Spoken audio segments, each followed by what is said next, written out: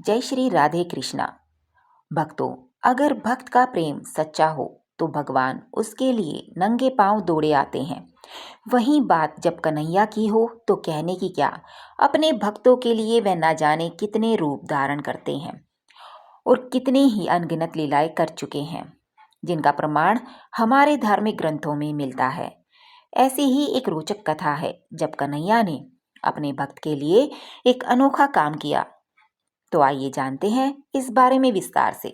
पौराणिक कथा के अनुसार एक बार की बात है, किसी नगर में एक राजा ने एक मंदिर बनवाया जिसमें श्री कृष्ण की एक मूर्ति भी रखवाई, लेकिन उसकी कभी पूजा नहीं की।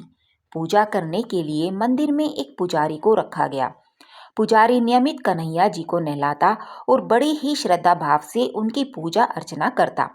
राजा भी रोज कन्हैया जी के लिए एक फूलों की माला भेज देता था और जब वह दर्शन करने आता तो पुजारी उस माला को उतारकर राजा को पहना देता।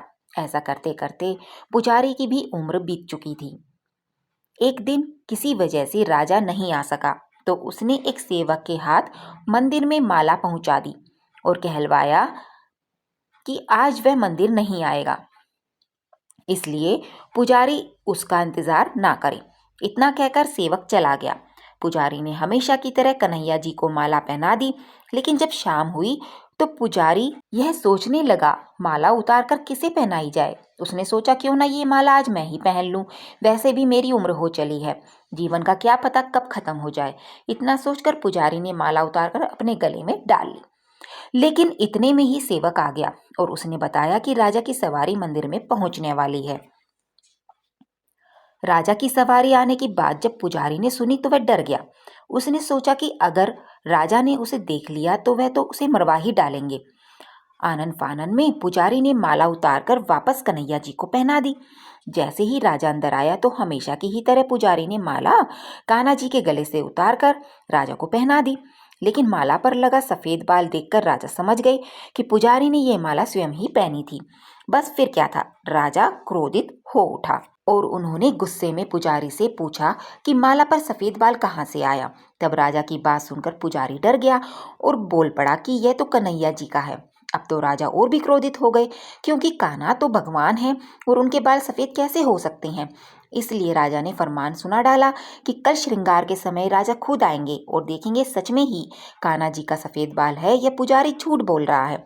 उन्होंने कहा कि अगर पुजारी ने झूठ बोला होगा तो वह उसे फांसी दे देंगे। राजा का फरमान सुनकर पुजारी का बुरा हाल हो गया। उसने सोचा अब क्या करें, कहाँ जाएं, अब तो उसका मरना तय है।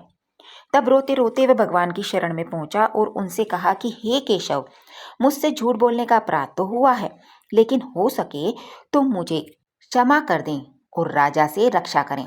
पुजारी ने कहा कि हे माधव, आपकी सेवा करते करते मैं वृद्ध हो चुका हूँ, अब आप मुझे माफ कर दीजिए, ऐसी गलती दोबारा नहीं होगी।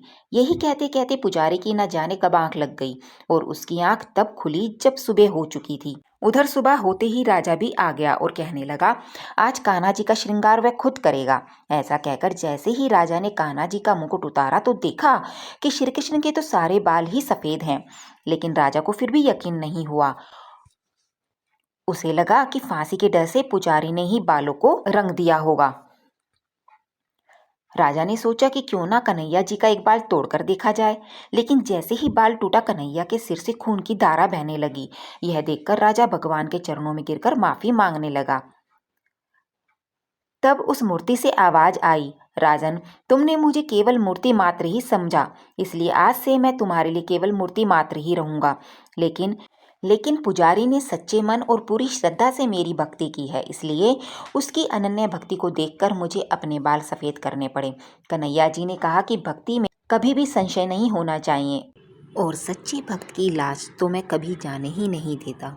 तो भक्तों, यदि आपको हमारी कहानी अच्छी लगती है, हमारी वीडियो हेल्पफुल लगती है, तो आप हमारे YouTube चैनल ईश्वर कृपा को सब्सक्राइब, लाइक और शेयर करना ना भूलें, ताकि ऐसी ही ज्ञानवर्धक वीडियोस हम आपके लिए आगे भी लाते रहें और आपको उचित समय पर मिलती रहे। बहुत बहुत धन्यवाद। और हाँ, बेल आइकन दबाना ना भूलें। जय श्री राधे कृष्णा।